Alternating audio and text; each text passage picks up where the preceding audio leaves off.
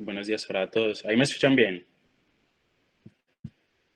Sí, Juanjo, se escucha súper bien. Listo.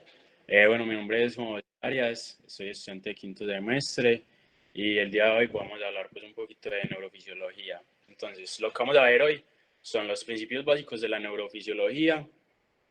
Pues veamos cómo es el potencial de acción de una neurona, cómo es el impulso nervioso, cómo se realiza químicamente y de todas las funciones que tiene el sistema nervioso, que sabemos que son muchas porque tiene el control pues prácticamente todo el cuerpo.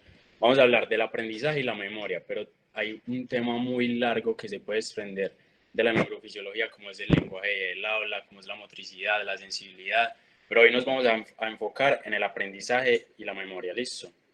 Entonces, el sistema nervioso tiene como unidad básica funcional la neurona, ¿cierto? Que es esta de acá.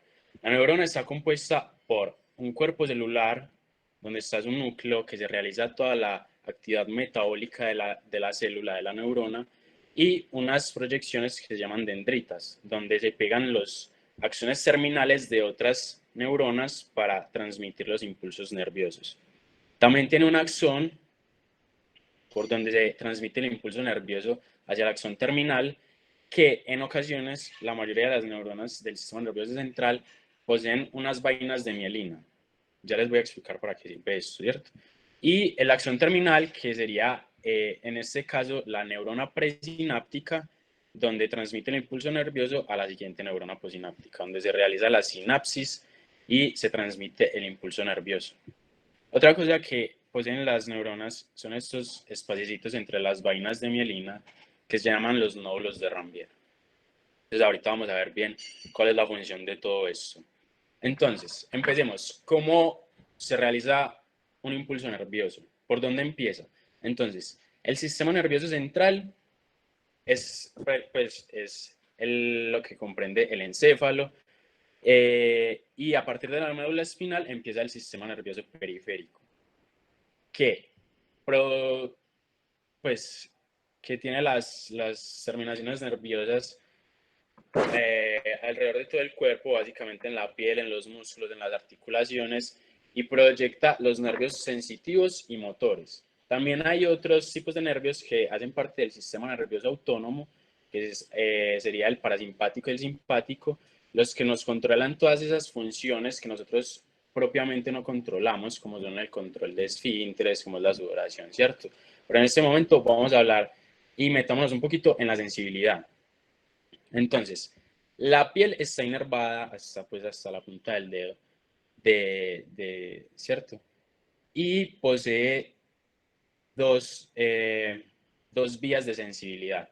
En la piel hay dos tipos de vías de sensibilidad que serían las del dolor, que es el sistema anterolateral, y las de la presión, que sería el cordón posterior lemnisco medio.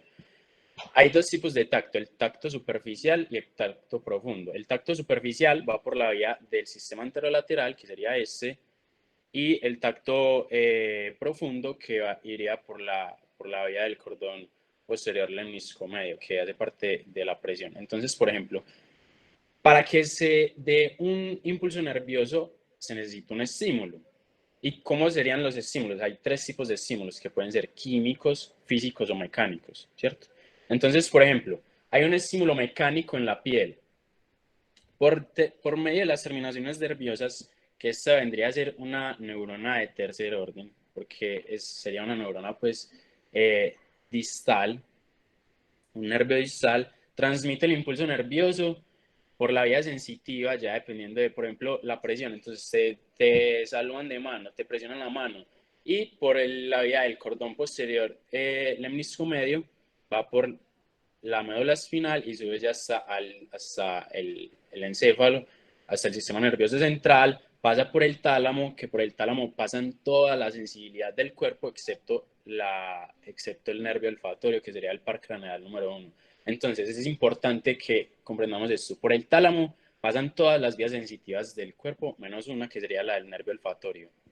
Y ahí ya se dirigen a el área del cerebro que se necesite. En este caso, pues sería el área somatosensorial, que sería el área 321 de Brodmann, ¿cierto? Las áreas de Brodmann es como la clasificación o las regiones donde se encuentran ciertas funciones en el sistema nervioso central. Entonces, por ejemplo, en este caso, la vía de la sensibilidad o la somatosensibilidad, que sería el área 321, que sería posterior al giro marginal, este es el giro marginal, y este sería el área de la sensibilidad, básicamente. Acá encontramos el área motora, que sería el área 4 de Brodmann, y así encontramos pues que todo el encéfalo, toda la corteza cerebral está dividida por áreas. Otra muy importante, el área de Broca, que sería la 44-45, que sirve para la conducta motora también.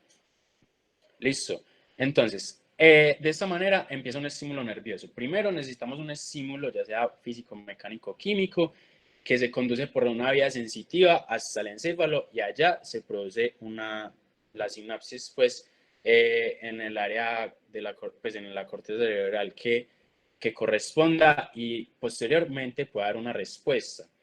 Como por ejemplo en este caso, en la vía motriz. Entonces, digamos que, pongamos el ejemplo, vos estás descalzo y pisas algo, ¿cierto? Pisas un clavo, por ejemplo.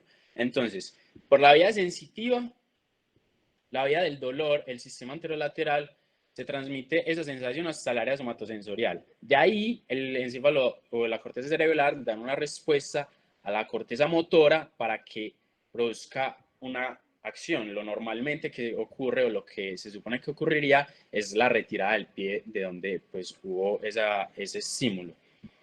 Entonces es una vía que puede dar una respuesta. En este caso sería primero sube por la vía ascendente de la sensibilidad y después hay una respuesta en la corteza motora que inervaría pues el músculo y hace el proceso de retirada.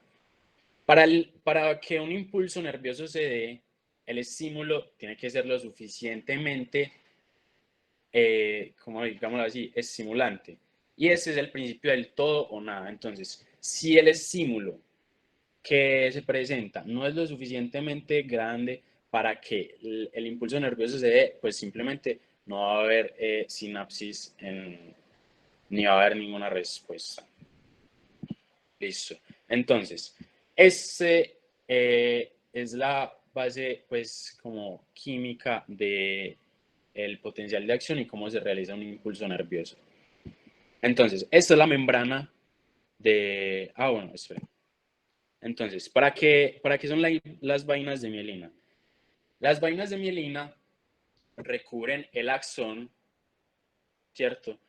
Y estas vainas de mielina son producidas por las células de Schwann en el sistema nervioso periférico. En el sistema nervioso periférico, las neuronas están recubiertas por las vainas de mielina, que son la membrana celular de las células de Schwann. ¿Qué tienen estas membranas celulares? Estas membranas celulares están compuestas de esfingomielina. La esfingomielina es una sustancia lipídica que impide que el impulso eléctrico se disperse y se vaya para el medio extracelular. Entonces, ¿cuál es la ventaja de tener un axón mielinizado? Que primero que todo, la conducción es más rápida. Ya les voy a explicar por qué. Segundo que todo, la conducción eléctrica no se va a perder en el espacio extracelular. Y tercero que todo, cuando los iones que participan en el impulso nervioso hacen el intercambio, no se vayan para el medio extracelular y se pierden. Entonces hay un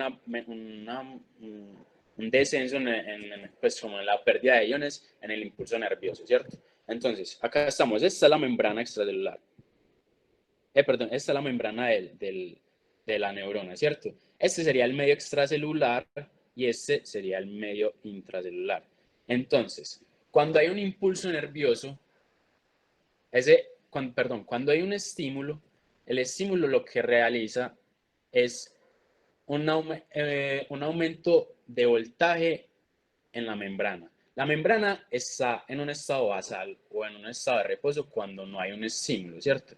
Y ese estado basal o potencial de reposo está dado por la fuerza que ejercen los cationes y los aniones que están en el medio extracelular y en el medio intracelular. Entonces, la membrana en reposo siempre está a menos 70 milivoltios, ¿cierto? Entonces, cuando no hay ningún impulso, cuando no hay ningún estímulo, la membrana está a menos 70 milivoltios, tranquila ahí, no pasa nada, ¿cierto? ¿Por qué? Porque en el medio extracelular, el ion más predominante es el sodio, ¿cierto? Que es un cation. El cation predominante del líquido extracelular es el sodio. Y el cation principal del medio intracelular es el potasio. ¿Qué determina? Bueno, acordémonos de una cosa. La célula en todo el cuerpo siempre intracelularmente posee una polaridad negativa, ¿cierto? Entonces, acá vemos que el medio intracelular siempre predomina las cargas negativas. ¿Por qué? Porque en la célula posee pues en el medio intracelular hay proteínas. Las proteínas son aniones, es decir, que tienen cargas negativas. Y como las proteínas son tan grandes, no pueden por ninguna vía, ni por canales, ni por bombas, salir de la célula, ¿cierto? Entonces, la membrana, pues la célula intracelularmente siempre va a estar en una polaridad negativa por la fuerza que ejercen las proteínas intracelulares.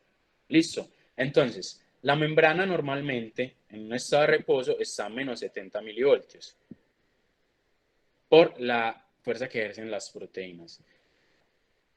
Y lo que pasa en el impulso nervioso o en el potencial de acción e impulso nervioso son lo mismo, ¿listo? Entonces, ¿qué sucede? Cuando hay un estímulo, ese estímulo tiene que aumentar un poco la polaridad de la membrana. Es decir, despolarizar la membrana hasta cierto punto, y ahí es donde viene la ley del todo o nada. Si ese estímulo no es lo suficientemente fuerte para despolarizar la membrana a cierto punto donde se abran los canales de sodio, pues entonces no va a ocurrir nada. Entonces el estímulo tiene que ser lo suficientemente potente para despolarizar la membrana. Cuando se despolariza la membrana, se abren los canales de sodio, ¿cierto? Entonces abren los canales de sodio determinados por voltaje, así se llaman, canales de sodio determinados por voltaje, y empieza a entrar sodio a la célula, al medio intracelular. ¿Qué pasa cuando entra este cation positivo a la membrana intracelular? Pues la polaridad intracelularmente va a cambiar y la polaridad de la membrana va a cambiar. Entonces, esto va a ir aumentando, ¿cierto? Eso se llama despolarización. Luego de que entra suficiente sodio hasta que la membrana se vuelve excitable, entonces se cierran esos canales de sodio y se abren los canales de potasio también determinados por voltaje.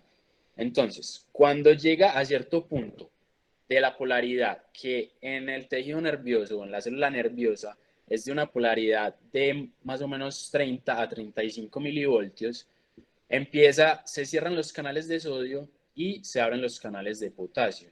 Y como el potasio está intracelular, entonces empieza a salir de la célula.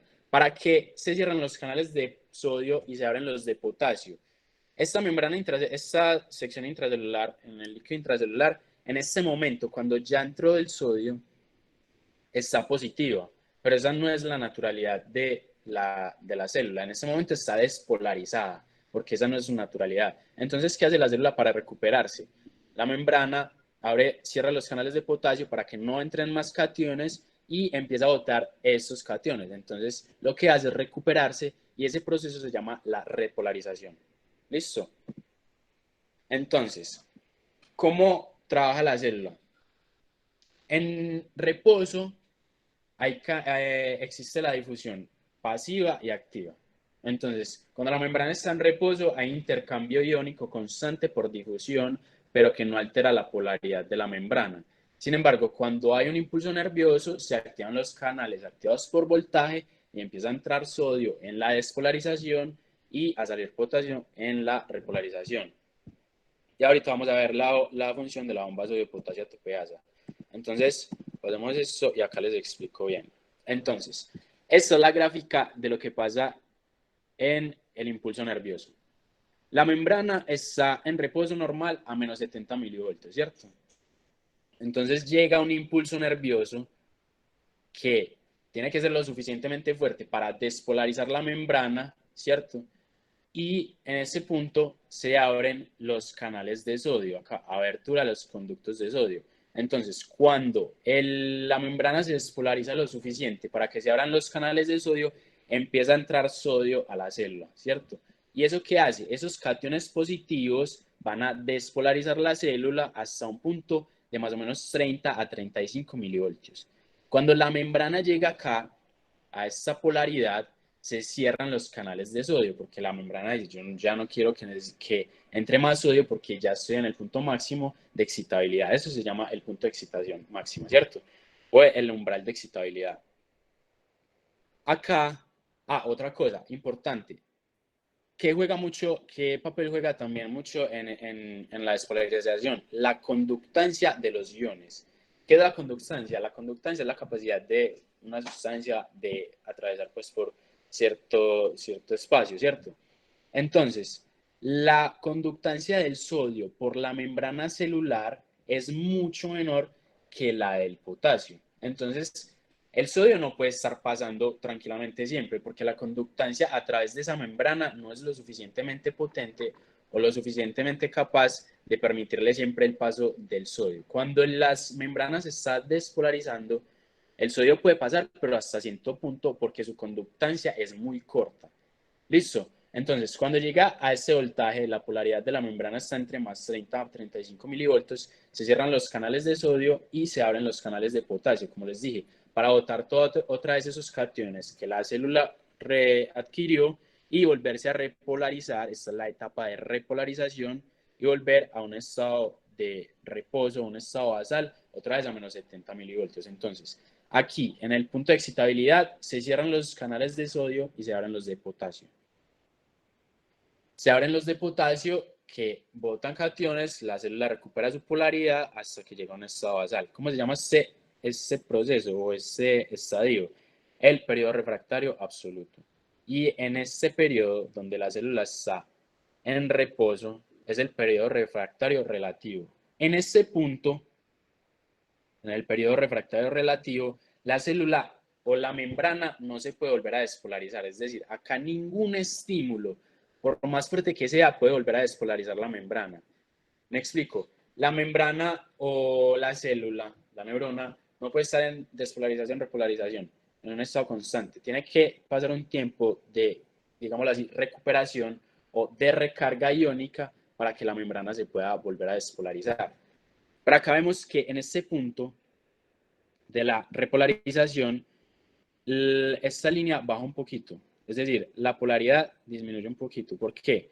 Porque como la conductancia del potasio es más duradera y más aceptada por la membrana, entonces el potasio sigue saliendo, y en el punto en que la membrana ya está en reposo, pues le pare.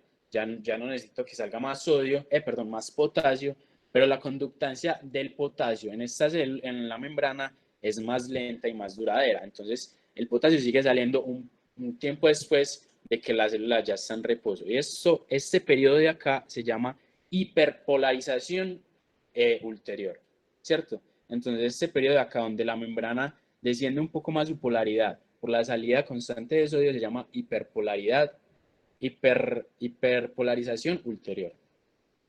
¿Listo?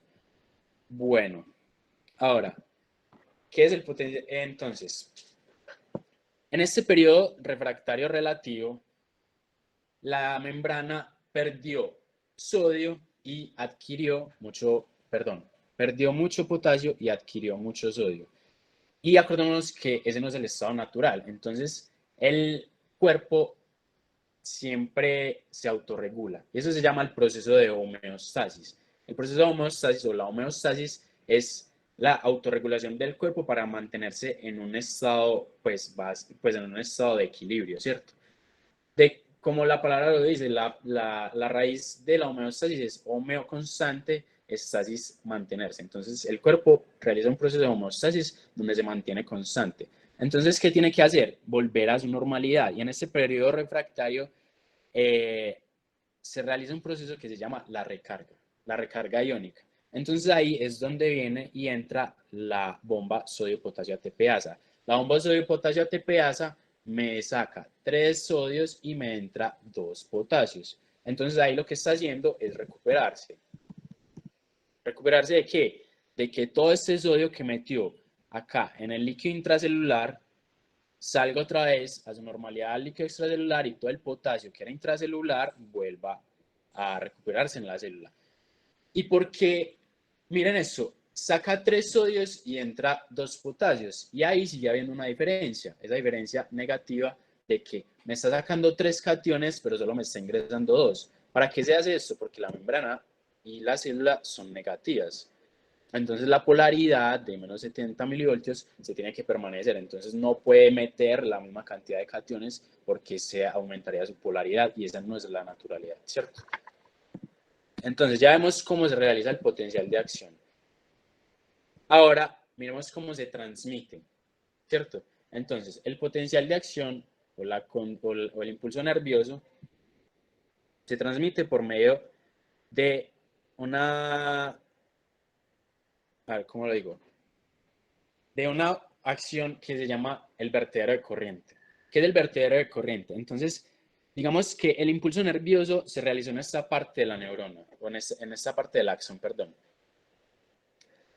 Y todas las cargas positivas que están entrando por la entrada de sodio hacen que estos aniones que están a su lado se despolaricen también. Entonces lo que hace es que el impulso nervioso se transmite en ambos sentidos. ¿Sí? Porque acá está el conducto de sodio abierto. Empiezan a entrar cationes por el canal de sodio activado por voltaje y estos aniones que están a lo largo del, pues, juntos o en la membrana se empiezan a despolarizar también. Entonces el impulso nervioso se transmite hacia ambos lados y esto se va a despolarizar, se va a despolarizar, se va a despolarizar, ¿cierto? Y se va a transmitir el potencial, se va a despolarizar la membrana, perdón. Este fenómeno se llama el vertedero de corriente. Y ahora sí, viene lo que estamos hablando ahora, las vainas de mielina y los nódulos de Rambier. Entonces, como las vainas de mielina, lo que me producen es como una cinta aislante, el efecto de una cinta aislante. Entonces me rodean el axón para que cuando se transmita el impulso nervioso, la electricidad o la polaridad no se pierda en el líquido extracelular. Yo lo que quiero es conducir la electricidad por, digámoslo así, todo el axón o un tubito, ¿cierto? Entonces, para que no se pierda esa electricidad, entonces el axón está envuelto en vainas de mielina. Y para que el impulso nervioso sea más rápido, pues no me puedo ir despolarizando uno por uno cada micrómetro. Perdón, si cada micrómetro no me puedo ir despolarizando uno por uno el axón, eso va a ser de manera muy lenta. ¿Para qué sirven los nódulos de Rambier? Los nódulos de Rambier hacen que el potencial de acción, por ejemplo, el impulso nervioso empezó en este nódulo de Rambier. Entonces, acá se despolarizó la membrana y para que los aniones que siguen a su lado se despolaricen, entonces lo que hace es que la electricidad por este nódulo de Rambier se conduce por el líquido extracelular hasta el próximo nódulo de Rambier. Y aquí viene y despolariza esta sección del axón. Entonces eso es lo que llamamos conducción saltatoria. Cada impulso nervioso salta y se mete por cada nódulo de Rambier, despolarizando más rápidamente todo el axón, ¿cierto? Entonces aquí hay conducción de electricidad interiormente por todo el axón y por el medio extracelular. Entonces, entre cada nódulo de Rambier salta la electricidad y se despolariza esta parte de la membrana, conduciendo más rápidamente el impulso nervioso y las vainas de mielina me impiden la pérdida de iones excesiva. Entonces, estas vainas de mielina me impiden que por acá me salga mucho potasio y así la recarga de la bomba sodio potasio ATPasa sea más fácil. ¿Listo? Bueno, entonces esto ya lo vimos. Y acá está otra vez, entonces. Cuando hay un estímulo, un estímulo, se despolariza la membrana, se abren los canales de sodio activados por voltaje. Cuando llegan a una polaridad, esto acá está mal, es de menos 70. Entonces está activado de menos 70 a más 30 milivoltios los canales de sodio activados por voltaje. Cuando llega a la polaridad de más 35 se cierran los canales de sodio, se abren los de potasio y empieza a salir potasio, ¿cierto? ¿Qué influye también en esta vía o en esta acción? Una cosa que trabaja en el cuerpo y que se ve mucho en la parte endocrina, que se llama la retroalimentación positiva y la retroalimentación negativa. Entonces, cuando se abren los canales de potasio, el cuerpo dice, uy, yo necesito que salga mucho potasio, ¿cierto? Entonces eso se llama retroalimentación positiva, que me va, que primero empieza a abrirse los canales de potasio, pero el cuerpo me dice, no, necesito más potasio, entonces empieza a abrir más canales de potasio para que el potasio salga en mayor cantidad. Eso es una retroalimentación positiva. Y la retroalimentación negativa lo hace en la fase de repolarización, es decir, cuando está saliendo el potasio. Cuando está saliendo el potasio, tiene que llegar hasta un punto, que es hasta el estado basal de menos 70 milivoltios. Ya de ahí no puede seguir saliendo más potasio porque pues la membrana ese no es su estado basal, ese no es su estado natural. Entonces ahí en la homeostasia se produce la retroalimentación negativa y cuando ya no necesito que salga más potasio, pues el cuerpo dice, no necesito que salga más potasio, cerremos los canales de potasio. ¿Listo? Entonces, un resumen del potencial de acción. Entonces, primero llega el impulso que necesita ser lo suficientemente potente para despolarizar la membrana. Se despolariza la membrana por los canales de sodio y cuando llega a una polaridad de más 30 milivoltios se necesita repolarizar por los canales de potasio, ¿cierto? Como la conductancia del potasio es mejor que la del sodio, por eso el canal de potasio dura un poco más tiempo abierto y la membrana se llega a despolarizar un poco más abajo de lo normal, que se llama la hiperpolarización ulterior. Luego viene el periodo refractario relativo, que es donde la célula se recarga otra vez de los iones que perdió por la bomba sodio-potasio ATPasa y ese potencial de acción se transmite por el axón en ambos sentidos por la despolarización de los aniones que están a su lado, ¿cierto? ¿Cómo se ve esto en el sistema nervioso periférico que poseen las vainas de mielina? Como conducción saltatoria, donde el impulso nervioso se transmite de un nódulo de Ranvier a otro para que el impulso nervioso sea más rápido, para que se pierdan menos iones y para que no se pierda la electricidad en el medio extracelular. Otra cosita, en el sistema nervioso central, los que mielinizan los axones de las neuronas del sistema nervioso central no son las células de Schwann, sino los oligodendrocitos. Entonces, en el sistema nervioso central están las neuronas y la neuroglía. ¿Qué es la neuroglía? La neuroglía es el tejido conjuntivo del sistema nervioso. La neuroglía se divide en dos, en la microglía y en la macroglía. La microglía básicamente es como el sistema inmune o los macrófagos del sistema nervioso central que sirven pues para la defensa, ¿cierto? Y la macroglía que está compuesta por los oligodendrocitos, las células de Schwann y los astrocitos. Los oligodendrocitos son los que recubren con las vainas de mielina en el sistema nervioso central y las células de Schwann lo hacen en el sistema nervioso periférico. Y los astrocitos son los que conforman la barrera hematoencefálica que controlan pues la entrada de todo lo que pues es como son como los porteros ¿de qué? Del sistema nervioso central, porque sabemos que al sistema nervioso central no puede entrar todo lo que nos entra al cuerpo. Entonces la barrera hematoencefálica es una barrera de protección para que no todo entre al sistema nervioso central e de igual manera controla la pérdida de iones, la pérdida pues, de agua y todo eso. ¿Listo? Entonces entendía el potencial de acción, el impulso nervioso, muy importante lo de la conductancia de cada ion, ¿cierto? La conductancia del potasio es mayor. Y ahora vamos a aplicar todo esto que vimos a la clínica. Entonces, por ejemplo, ¿cómo funcionan los anestésicos locales? Los anestésicos locales lo que hacen es un bloqueo en los canales de sodio. ¿Para qué? Si yo llego y bloqueo los canales de sodio, ¿cuáles son los anestésicos locales, por ejemplo? La lidocaína, la acidocaína, la tetracaína. Si yo bloqueo los canales de sodio, pues no voy a permitir que la membrana se despolarice y nunca me va a transmitir el impulso nervioso, ¿cierto? Entonces, estos son los canales de sodio.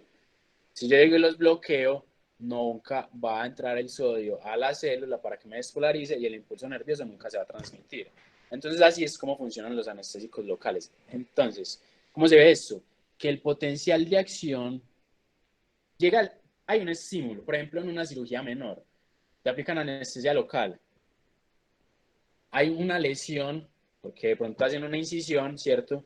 Y eso es un estímulo mecánico, un estímulo físico, pero ese potencial de acción no es lo suficientemente, eh, pues es decir, el estímulo sí es lo suficientemente potente para realizar la despolarización, pero la célula no se puede despolarizar porque los canales de calcio están bloqueados. Entonces, si hacemos una división entre el potencial y el umbral de excitabilidad, que el umbral de excitabilidad es donde empieza la membrana a abrir los canales de calcio, perdón, de sodio para poder despolarizarse, vemos que el potencial de acción va a ser menor. Entonces nunca va a haber un impulso nervioso que me transmita esa sensibilidad que me está produciendo el estímulo.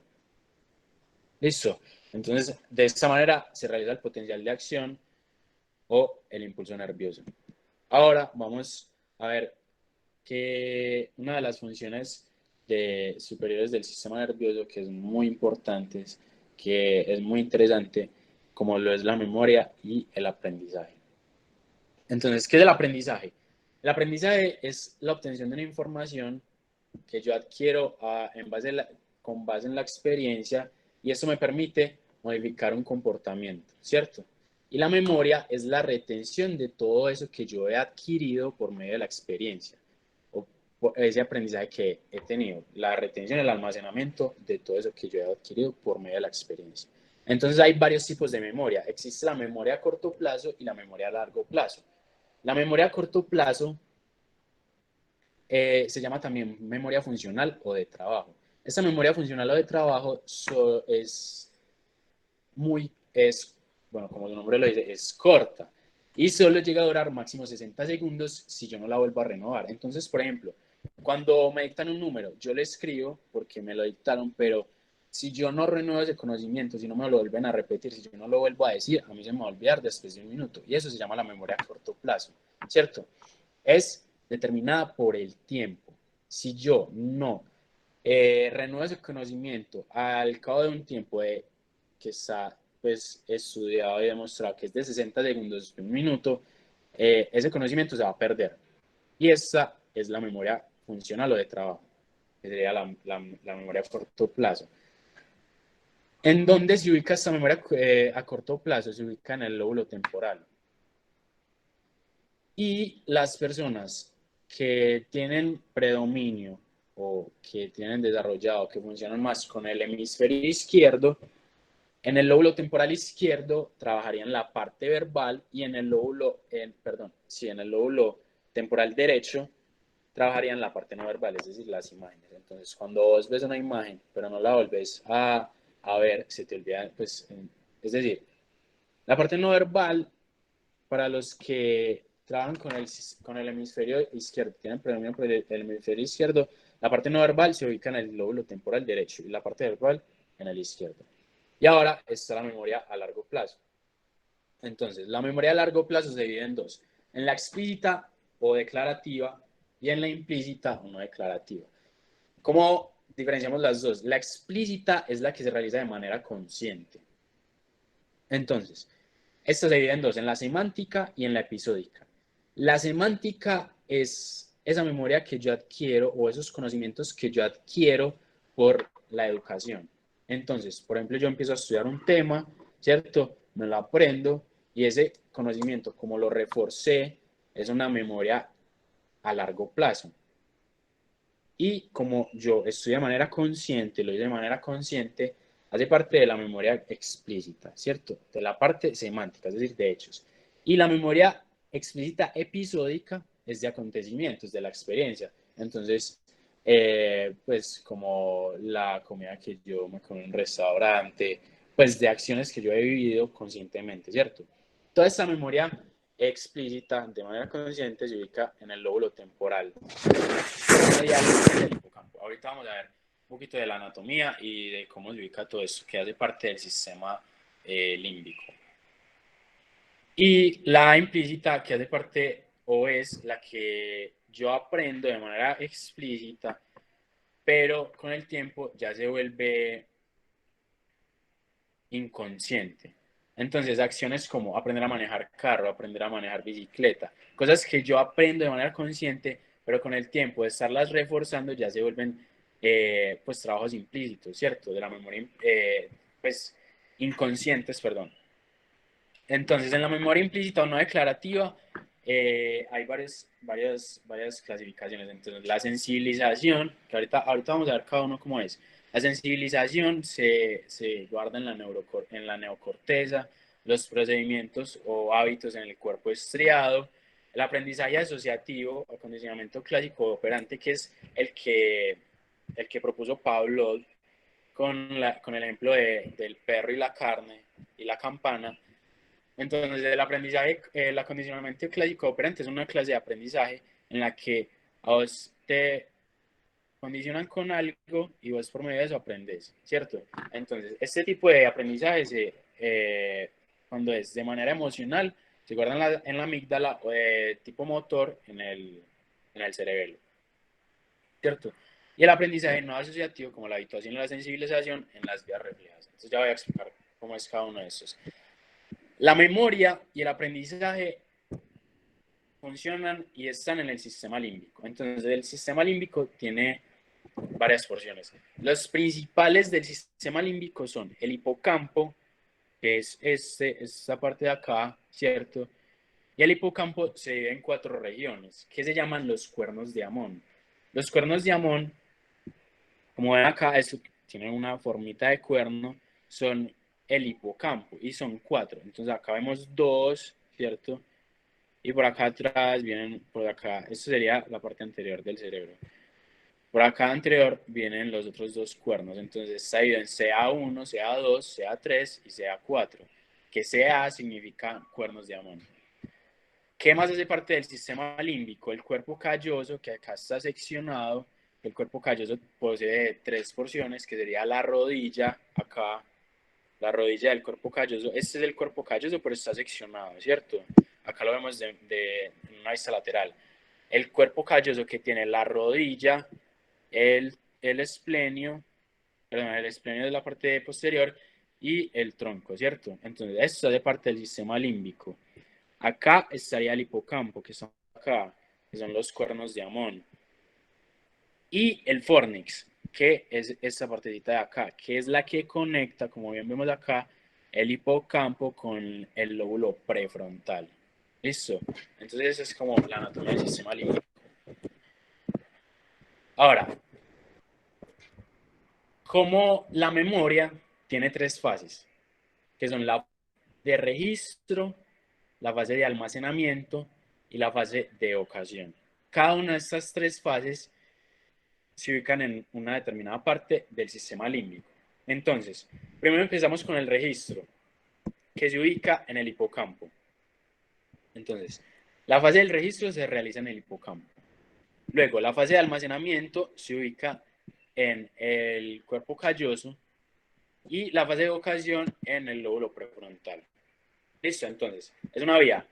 Hay un registro de la información que se da en el hipocampo, donde se guarda también la memoria explícita, consciente, como vemos ahora, y la memoria funcional o de trabajo o a corto plazo. Acá mismo en el hipocampo se guarda la memoria a corto plazo, por eso no, la memoria a corto plazo no realiza toda esta vía hasta llegar a la evocación, porque pues digamos así, se borra pues fácilmente, ¿cierto?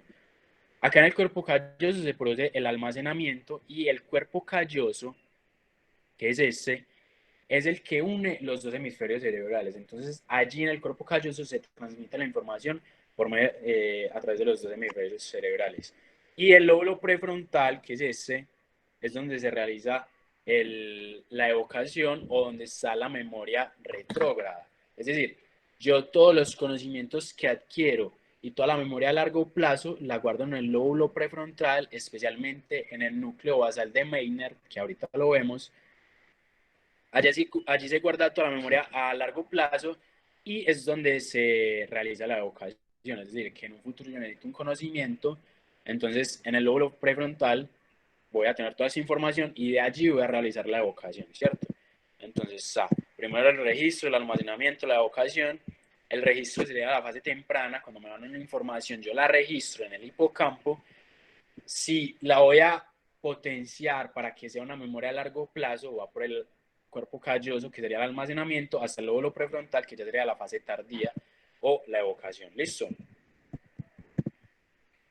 Entonces, la memoria tiene una vía para almacenarse, para guardarse, ¿cierto? Entonces, primero realizo el registro en el hipocampo. Me llega una información, ya sea por vía visual, ya sea por vía auditiva, ¿cierto? La registro en el hipocampo. Y el sistema límbico tiene una ruta que se llama el circuito de Papez. El circuito de Papez serían estas flechitas azules, que es por donde se transmite la información hasta llegar al lóbulo prefrontal para guardarla. Estamos hablando todo esto es de la memoria a largo plazo, ¿cierto? En este sistema límbico hay varios tipos de neuronas, que son las neuronas principales, las fibras musgosas, las neuronas CA1 y CA3, que son las principales en el circuito de Papez y en la vía de la memoria. La CA1, las neuronas CA1 y las neuronas CA3 son las que participan mayormente en la vía de la memoria. ¿Y cuáles son las neuronas CA1 y CA3? Las que, como les dije ahora, están en el hipocampo en los cuernos de Amón, que son 4. Los CA1, CA2, CA3 y CA4. Entonces, llego la información y la registro en el hipocampo. De ahí esa información me va por el fornix, que es el que me conecta. ¿Se acuerdan ahora que es el que conecta los cuernos de Amón en el hipocampo? Se va por el fornix hasta el cuerpo mamilar, que sería este. En los cuerpos mamilares sube al tálamo, al núcleo ventral anterior. Como yo les dije al principio, en el tálamo, por el tálamo pasa toda la sensibilidad del cuerpo, menos una, que es el par craneal 1, el olfatorio, ¿cierto? Entonces, esta sensibilidad va al núcleo ventral anterior del tálamo y de ahí, en el tálamo redistribuye esa información para donde se necesite. Entonces, cuando era una sensibilidad de tipo dolor, entonces la mando para el área somatosensorial, que sería por acá, el área 321 de Brodmann. Pero en este caso, hablando de la memoria, el tálamo la redirige al área 28 o área entorrinal, ¿cierto? El área entorrinal. Bueno, me salté un paso. Acá, el hipocampo va por el fornix y acá por el cuerpo calloso se realiza el almacenamiento. De ahí se va al cuerpo mamilar y luego al tálamo. En el tálamo se redistribuye al área entorrinal o era el área 28 de Brodmann, que es importantísimo en la memoria. ¿Por qué? Pues es la que une esa vía de la sensibilidad con el lóbulo prefrontal, que es donde se realiza y se guarda la memoria a largo plazo. Esto lo vamos a ver ahorita, que lo necesitaremos ahorita, que es muy importante. Listo. Entonces, después del área 28 de Brodmann, de ir al área entorrinal, continúa y se va otra vez.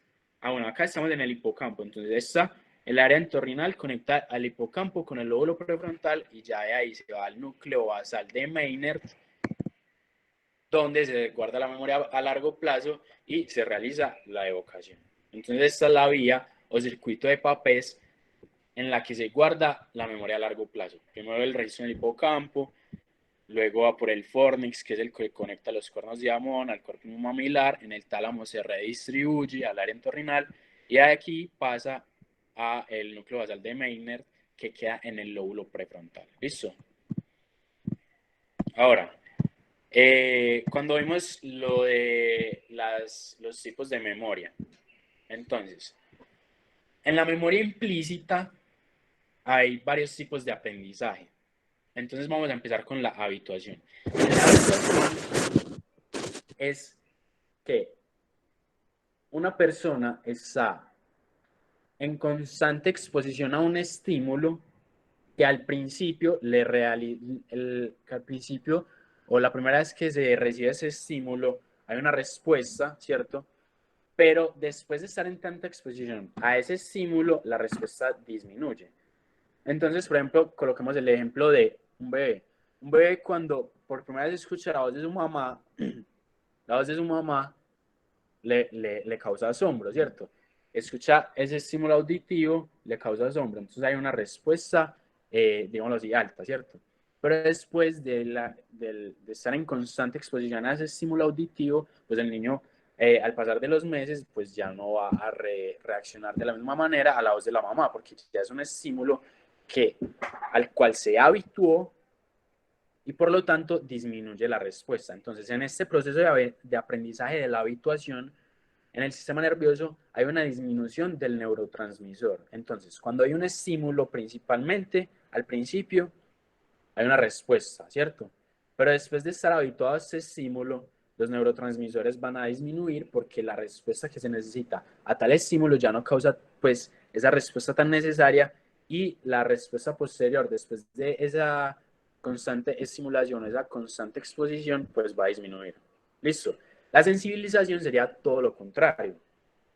La sensibilización es una respuesta alta a un estímulo nuevo o un estímulo perjudicial. Entonces, por ejemplo, cuando ustedes ven una noticia, cuando ven un video, pues que es, digamos así, que causa pues como asombro, entonces ustedes se sensibilizan a tal información. ¿Por qué? Porque ese estímulo, aunque fue nuevo, causó una respuesta alta en el sistema nervioso, ¿cierto? ¿Qué pasa? Cuando esa sensibilización es a corto plazo, en el sistema nervioso se produce una gran cantidad de AMP cíclico. ¿Qué es el AMP cíclico? O es un segundo mensajero que participa en la sinapsis. Entonces, cuando esa sensibilización es a corto plazo, hay un aumento del AMP cíclico que me produce una respuesta alta. Pero cuando esa sensibilización es a largo plazo, se producen unas proteínas en el sistema nervioso que me aumentan el crecimiento de la, perdón, que me aumentan esa sinapsis en la célula presináptica y en la posináptica. Entonces, cuando es a corto plazo, hay una gran cantidad de segundos mensajeros, ¿cierto? Es el AMP cíclico. Pero cuando es a largo plazo, hay un crecimiento de proteínas en la célula presináptica y posináptica que me ayudan a que esa respuesta, pues, que sea una respuesta, digamos así, alta, ¿cierto? Ahora, la potenciación postcetánica. Todos estos son tipos de aprendizaje, maneras en las que el sistema nervioso aprende y adquiere un conocimiento. Entonces, la potenciación postcetánica. ¿Qué es la potenciación postcetánica? La tetanización es que, por ejemplo, en los músculos hay una estimulación tan frecuente que el músculo no es capaz de llegar a la etapa de relajación. Entonces, la tetanización es que un músculo está en constante estimulación que no es capaz de llegar a la etapa de relajación. Entonces eso mismo pasa en la célula. Y esta potenciación postcetánica es muy parecida a la potenciación por largo tiempo. Entonces acá lo vamos a ver en esta imagen y lo vamos a entender pues, como bioquímicamente. Las colaterales de Schaffer están en el hipocampo, ¿cierto? Que es la vía de la memoria. Y la potenciación postcetánica, ¿en qué consiste? Consiste en que esta es la célula presináptica, ¿cierto? La neurona presináptica, esta sería la neurona posináptica. Entonces, el neurotransmisor que vamos a ver acá es el glutamato, ¿cierto? Entonces, hay un estímulo y ese estímulo se refuerza, se refuerza, se refuerza, que es la etapa de tetanización. Entonces, el glutamato se va a venir a pegar a este receptor, que es el receptor AMPA. ¿Cierto? Cuando este glutamato se pega al receptor AMPA, desbloquea estos receptores o estos canales que son los canales NMDA. ¿Listo? ¿Por qué? Porque están bloqueados por este ion magnesio.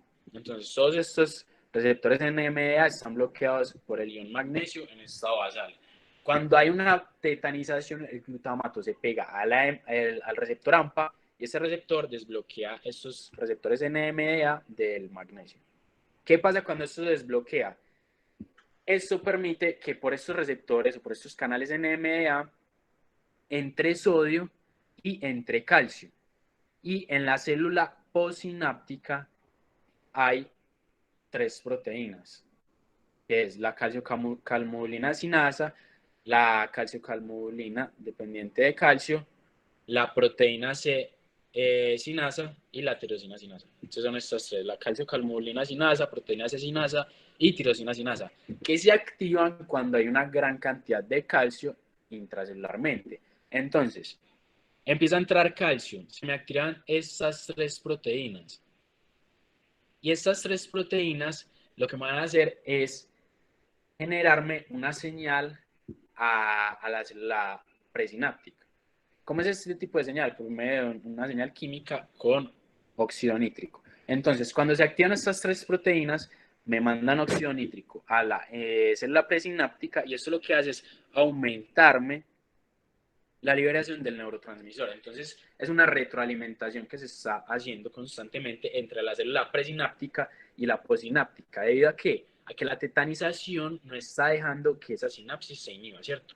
Entonces, hay una gran cantidad de glutamato que me activa la AMP, me da una entrada de calcio a la célula posináptica y esa célula posináptica le dice a la posináptica por medio de este mensajero, del óxido nítrico, ve, mándame más neurotransmisor que así voy a aprender más fácil, ¿sí o qué?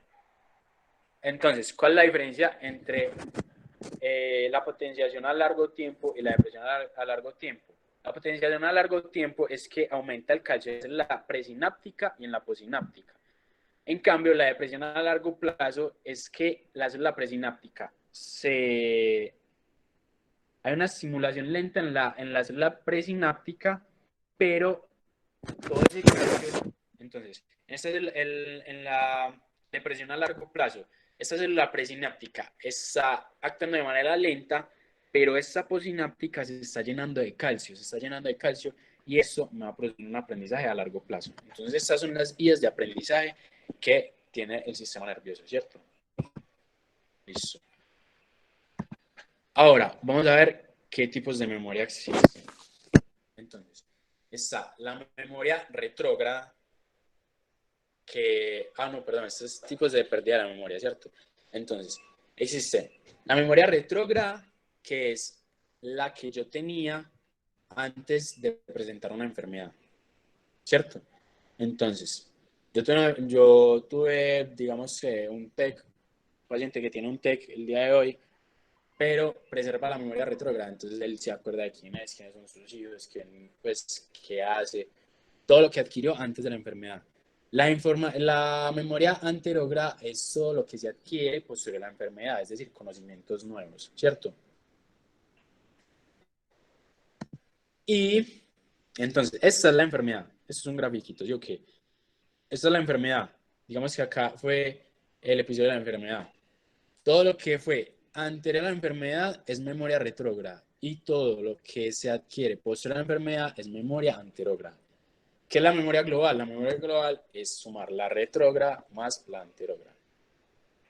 Entonces, ¿cuál fue el estudio donde se vio esto? Entonces, un científico, por allá en 1953, un científico que se llamaba William Scoville, trataba pacientes con convulsiones refractarias. ¿Qué es una convulsión? La convulsión es una alteración anormal en el impulso nervioso de alguna zona del cerebro, ¿cierto?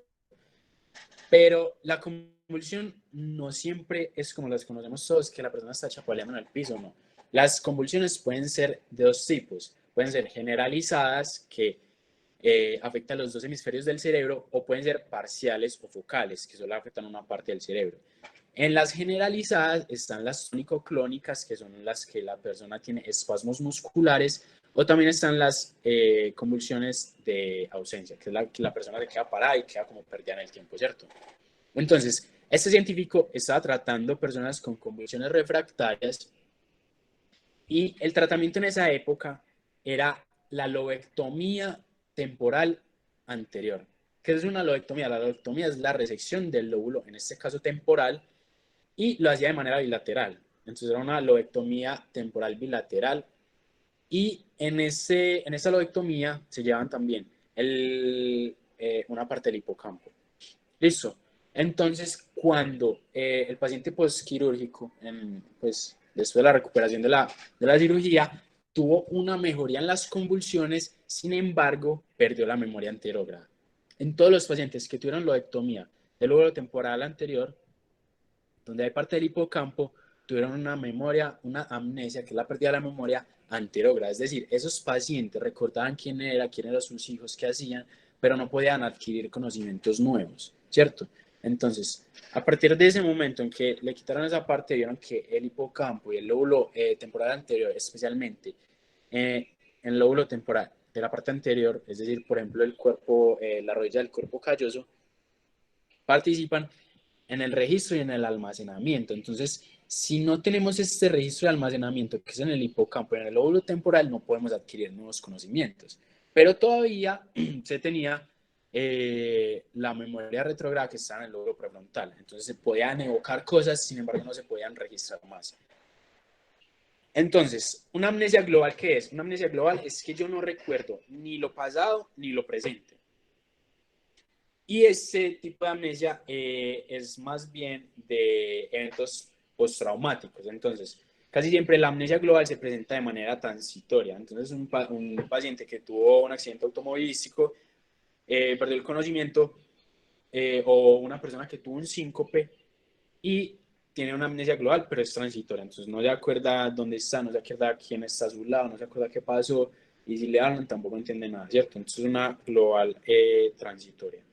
Otro tipo de amnesia es la específica de la modalidad. Este tipo de amnesias se dan porque no es capaz de reconocer alguna cosa, un conocimiento previo por alguna vía. Entonces, por ejemplo, yo soy capaz de ver una persona, pero no la reconozco. Por eso si le escucho la voz, sí la reconozco. Entonces, esto es una amnesia de modalidad. ¿Por qué? Porque es específica de una vía. Entonces, por ejemplo, en este caso, la vía de la visión. Yo por esta vía no soy capaz de recordar quién es esa persona, pero si me habla, yo sí me acuerdo del timbre de voz y de quién es esa persona. Listo. ¿Cuál es un tipo de amnesia permanente? La amnesia permanente es la de el Alzheimer. Entonces, el Alzheimer presenta el tipo de amnesia del Alzheimer, es una amnesia permanente donde hay pérdida de la memoria retrógrada y anterógrada, sin embargo, no se recupera. La transitoria ya la vemos que va de la mano con la global. Listo. Ahora vamos a hablar de la amnesia permanente. Y la amnesia permanente se ve en la enfermedad de Alzheimer, ¿cierto? Entonces, ¿qué es el Alzheimer? El Alzheimer es una enfermedad neurodegenerativa que nos da una demencia progresiva y tiene dos signos característicos, uno macroscópico y uno microscópico. A nivel macroscópico, en el Alzheimer, vemos una atrofia cerebral, como se ve en esta imagen. Entonces, esto es un cerebro normal, un cerebro sano, y esto es un cerebro con Alzheimer. Entonces, vemos que hay los surcos se ensanchan, ¿cierto?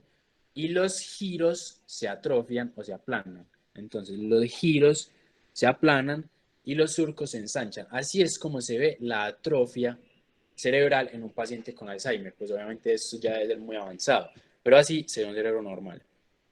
La enfermedad de Alzheimer tiene dos características, una precoz y una tardía. La precoz es que un paciente sufre de Alzheimer antes de los 70 años, casi siempre es de característica genética o de herencia genética o de herencia familiar, y es una enfermedad autosómica dominante en la parte genética. Sin embargo, solo el 5% de los pacientes que sufren de Alzheimer es por herencia o por genética. El otro 95% es por Alzheimer, es una enfermedad esporádica, es decir, te digo, pues nueva sin un rasgo de herencia genética. Y esta se da después de los 70 años por pues ya el envejecimiento del sistema nervioso. Hay una teoría que se ha estudiado mucho en la enfermedad del Alzheimer que tiene que ver con el nivel educativo de la persona. Se ha estudiado y se ha visto que el nivel educativo de la persona influye mucho en el porcentaje o en el riesgo de sufrir Alzheimer en su vida adulta. ¿Por qué? Porque la ley que dice que lo que no se usa, pues se daña. como en un síndrome de neurona motora inferior. Si hay una emisión de un nervio periférico que te deja de inervar algún músculo, pues ese músculo simplemente se atrofia porque no se usa. Entonces lo mismo pasaría con el nivel educativo de una persona. Entre el nivel educativo de una persona sea más alto, entre más estudie, entre más utilice pues el cerebro, pues o el riesgo de atrofia en una etapa adulta pues es, es menor, se disminuye, ¿cierto? Y también es característica de la vejez porque casi siempre en la vejez los adultos tienden a automatizar las cosas. Una persona que ya deja de trabajar, que ya está en su casa, se levanta a la misma hora, desayuna a la misma hora, siempre hace lo mismo todos los días y se vuelve una rutina constante en la cual el cerebro está perdiendo capacidades y perdiendo funciones porque se está automatizando todo. Entonces también es una característica de la etapa o del envejecimiento, ¿cierto? Ahora vamos a ver, entonces, ya vimos las características macroscópicas, ahora vamos a ver las características microscópicas. Los dos cambios microscópicos que son característicos y que son del Alzheimer son las marañas en el citoplasma de la neurona y las placas seniles en el líquido extracelular. Entonces, ¿qué se ve en una neurona con Alzheimer? Se ve que en el cuerpo celular hay unas marañas o unos remolinos de neurofibrillas. ¿Por qué se produce esto? Porque los microtúbulos del citoesqueleto de la neurona tienen unas proteínas que se llaman la proteína tau. Esa proteína tau ya no está realizando su metabolismo normal, no se está uniendo a los microtúbulos del citoesqueleto y está quedando en el citoplasma. Y eso genera unas marañas, pues como unos remolinos ahí eh, formados por esta proteína, ¿cierto? Entonces eso se ve en el Alzheimer. Y otra cosa son las placas seniles. ¿Qué son las placas seniles? Las placas seniles son productos del catabolismo de la proteína precursora amiloide. Esa proteína está en el sistema nervioso, realiza su metabolismo y todos los desechos y todos los productos catabólicos de la proteína precursora amiloide, específicamente la beta, quedan ahí en el espacio extracelular formando unas placas seniles. Estas dos cosas son características microscópicas del Alzheimer. Y porque la enfermedad de Alzheimer es característica de una demencia progresiva o de pérdida de la memoria, porque el Alzheimer está asociado a el sistema colinérgico, que el sistema colinérgico es básicamente todo lo que funciona en el cuerpo con el neurotransmisor acetilcolina. ¿Qué hace la acetilcolina? La acetilcolina es un neurotransmisor y en el sistema nervioso central se ve básicamente y se ve que está muy asociado al área, perdón, al núcleo basal de Maynard, que es donde se guarda la memoria a largo plazo en el lóbulo prefrontal. Y si hay un daño en el sistema colinérgico donde se guarda la memoria a largo plazo, que es en el núcleo basal de Maynard, pues entonces por eso es la característica del Alzheimer de que haya una demencia progresiva, porque el sistema colinérgico se está afectando, no está funcionando de la misma manera, no está cumpliendo su función, entonces va a haber una pérdida de la memoria retrógrada y anterógrada. Y listo. Ahora vamos a ver de las características clínicas. Las características clínicas. Entonces, un paciente que empieza a sufrir de Alzheimer, ¿cuál es el síntoma principal? Y primero, la mala memoria. Entonces, se le empiezan a olvidar dónde están las llaves, se le empiezan a olvidar qué comió por la mañana, se le empiezan a olvidar cositas básicas, ¿cierto?